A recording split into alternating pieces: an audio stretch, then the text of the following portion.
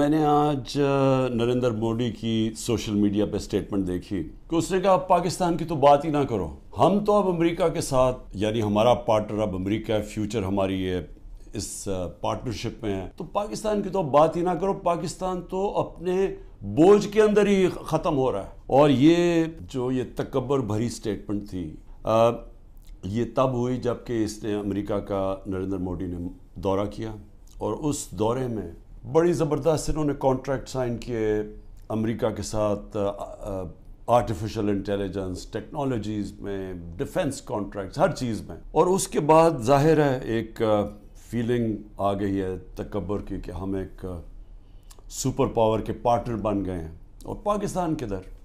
اور پاکستان تو جس طرف جا رہا ہے اپنے بوجھ میں ڈوبتا جا رہا ہے، میرا جینا مرنا پاکستان میں۔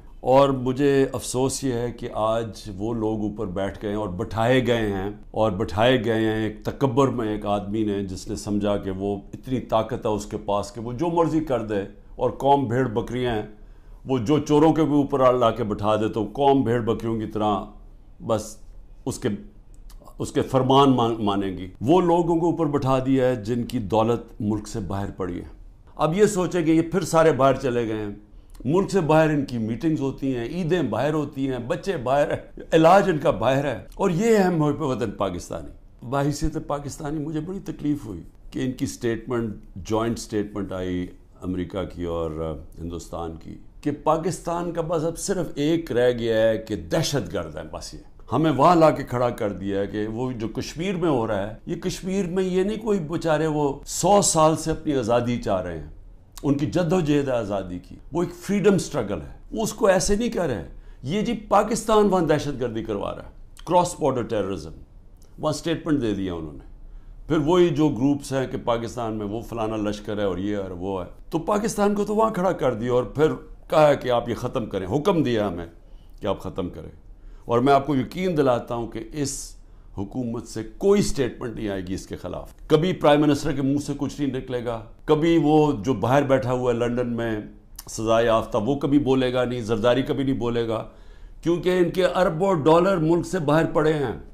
80 کی دہائی میں بھی ہم جب میچ کھیلنے جاتے تھے تو جب واپس آتے تھے پاکستان تو لگتا تھا کہ غریب ملک سے امیر ملک میں آ گئے ہیں۔ میں 80 کی دہائی کی بات کروں، یہ زیادہ دیر کی بات نہیں ہے۔ جب سے یہ دو خاندان آئے ہیں، 90 کی دہائی سے ہم پیچھے رہنا شروع ہوئے، یہ پیسہ بنانا شروع ہو گئے، ملک پیچھے جانا شروع ہو گیا۔ اور پہلے ہندوستان ہمارے سے آگے نکلا 90 کی دہائی میں، اور اس کے بعد بنگلہ دیش آگے نکل گیا۔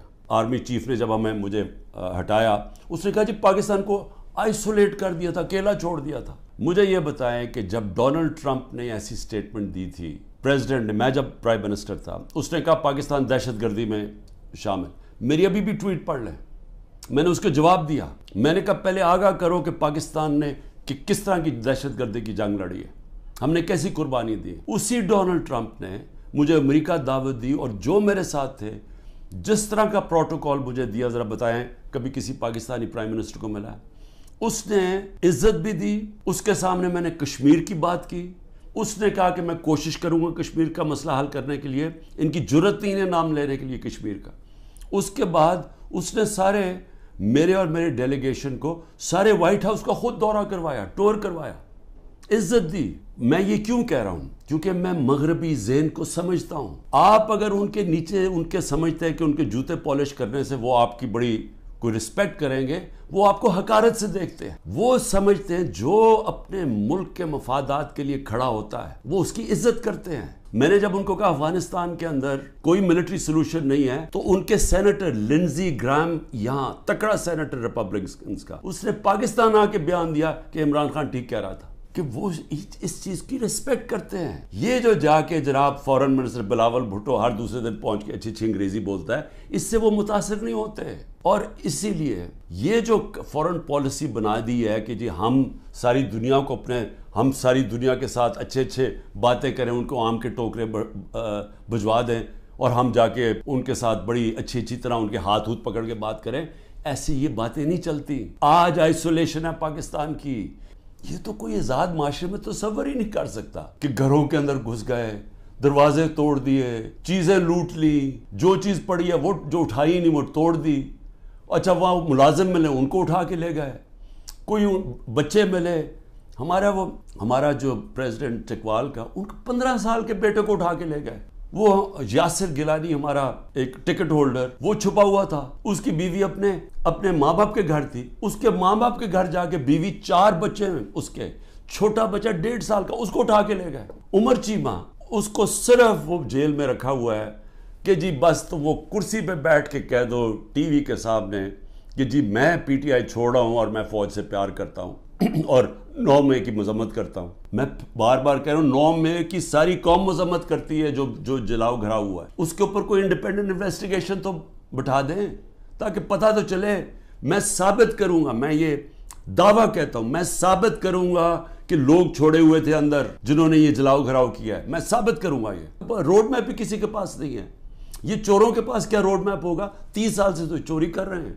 یہ دبئی بھاگ جانا ہے انہوں نے. میں آپ کو لکھ کے دیتا ہوں کہ 90% میں سے ملک سے باہر بھاگ جائیں گے. میں الیکشن سے پہلے کہتا ہوں ان کو ECL کے اوپر ڈالو تاکہ ان کو یہاں رہنا پڑے, بعد میں ان کو سننا پڑے کہ انہوں نے جو کیا ہے. انہوں نے ان کے جو 1100 ارب روپے کے کرپشن کے کیس معاف کروائے ہیں انہوں نے.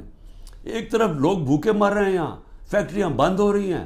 اگر تو ہم نے اسی طرح چلتے رہنا ہے تو پھر یہ نہ سمجھنا کہ وہ اللہ اوپر سے مدد کر دے گا اور ہم کچھ نہ کریں, کیونکہ اس نے تو واضح قرآن میں کہا ہوا ہے کہ میں کبھی کسی قوم کی حالت نہیں بدلتا جب تک وہ خود اپنی حالت بدلنے کی کوشش نہیں کرتی. میں اپنی پوری کوشش کروں گا. میں آپ سے, میری اپنی قوم سے وعدہ ہے, جب تک میرے میں آخری خون کا قطرہ ہے میں مقابلہ کرتا رہوں گا اس ظلم کا. لیکن میں اپنی قوم کو بھی کہنا چاہتا ہوں, آپ کے اوپر اللہ نے ذمہ داری ڈال دی ہے. سب کو میں یہ آج کہہ رہا ہوں, ہمارے اوپر سب پہ ذمہ داری ہے. اللہ نے ظلم کے خلاف جد و جہد کو جہاد کا ہے. یہ اللہ کے لیے ہم لڑ رہے ہیں, یہ اپنے لیے نہیں لڑ رہے. میں اپنے لیے نہیں کر رہا, یہ میں اپنے ملک کے لیے کر رہا ہوں, اپنے اللہ کے حکم کے مطابق کر رہا ہوں. اور آپ سب کو بھی آخر میں یہ کہتا ہوں کہ یہ وقت ہے کہ آپ نے اپنے ملک کو بچانے کے لیے سب نے جد و جہد کے لیے تیاری کرنی ہے.